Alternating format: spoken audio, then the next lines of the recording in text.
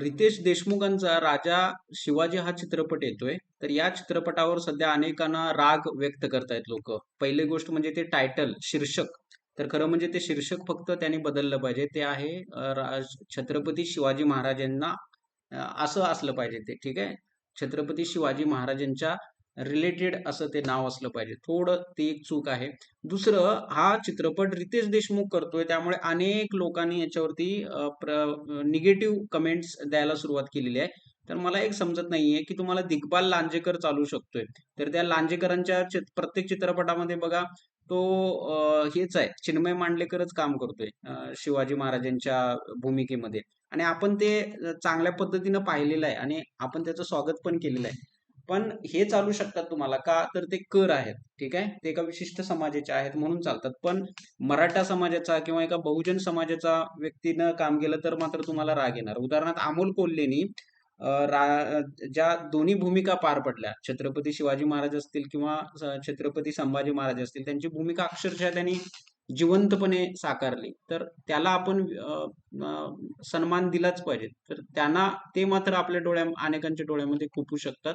तर हे जे चित्रपट आहेत, तर यामध्ये बघा, आता हा हा जो कोण आहे कपूर, हा रामाची भूमिका साकारतोय, म्हणजे हे तुम्हाला चालू शकतं. याला कोण तुम्ही शक्यतो विरोध करणार नाही. पण सुबोध भावे चालतो. आता सुबोध भावेनी केलेला तो रोल एकदमच सुमार अभिनय होता त्या चित्रपटामध्ये. पण त्यांच्या त्यावेळी कुणीही त्याची त्यांच्या भूमिकेवरती विरोध केला नाही, कारण ते एक कलाकार आहेत आणि कलाकार आपल्या पद्धतीने भूमिका वठवत असतो, निभावत असतो. तर त्या कलाकाराचं आपण कौतुक केलं पाहिजे. आता विषय असा असतो बघा,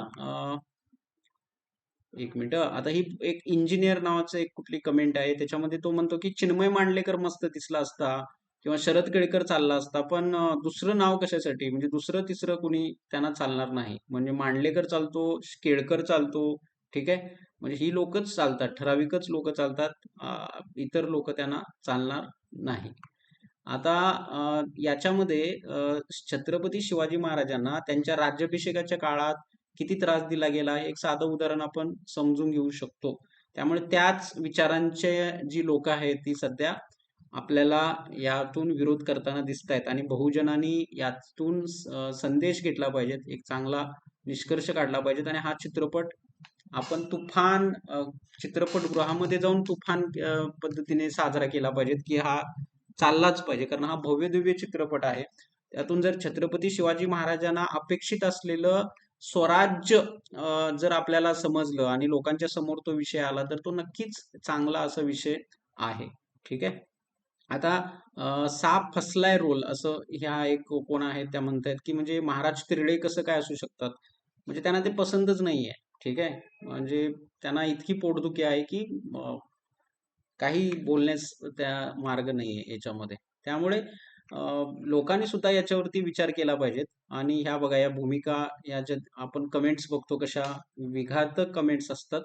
तर NCERTच्या पुस्तकामध्ये आपल्याला दिसतं की जो मराठ्यांचा इतिहास आहे, अटक पासून कटक पर्यंतचा पूर्ण असा भारतभर त्यांचा जवळपास तो नकाशा आहे. तो नकाशा सुद्धा आता काढून टाकलेला आहे. तर त्याच्यावर कुठल्या मराठ्यांनी विरोध केलेला आपल्याला दिसत नाहीये. ठीक आहे.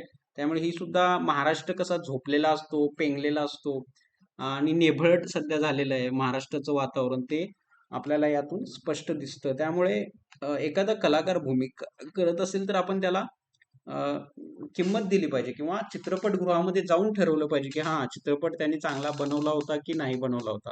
तो कोश्यारी किंवा तो कोरटकर नावाचा किंवा श्रीपाल छिदंब इतके वाईट कमेंट करतो आपल्या महाराजांच्या बद्दल, तरी सुद्धा आपण शांतपणे बसून राहतो. आणि हे जे छत्रपती शिवाजी महाराजांचे सध्याचे जे वारसदार आहेत, ते सुद्धा अक्षरशः शरणागती पत्करल्यासारखे आपल्याला दिसतात. ते कधीच असे ऍक्टिव्ह नसतात. कधीही ते त्यांची भूमिकाच आपल्याला समजत नाहीये काय कशी असायला पाहिजे. ठीक आहे. तर अशा पद्धतीनं हे असं आहे. तर आपण हा चित्रपट पहा, चांगल्या पद्धतीनं पहा आणि या मनुवाद्या विचारसरणीला कडाडून विरोध करा.